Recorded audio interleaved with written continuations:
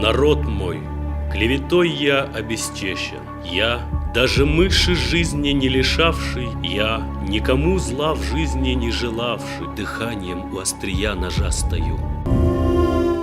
Убьют меня за то, что феодал, за то, что я возглавил правительство народа, за то, что в партию народную вступил, за то, что я враг своего народа.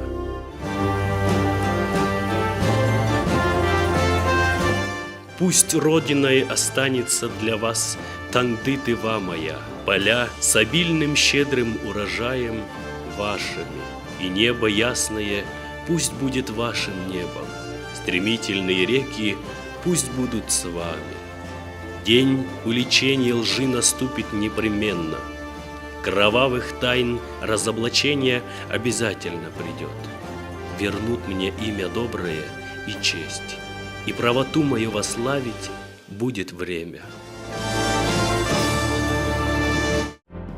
Монгуш Буян Бадыргы – общественный и государственный деятель, основоположник тувинской государственности, расстрелян в 1932 году по политическим мотивам. Указом главы Республики Тыва Шолбана Караола его имя полностью реабилитировано в 2007 году. По убеждению Шолбана Караола, это было необходимо для сохранения исторической памяти, для воспитания детей и молодежи на самых ярких примерах любви к родине и ее народу.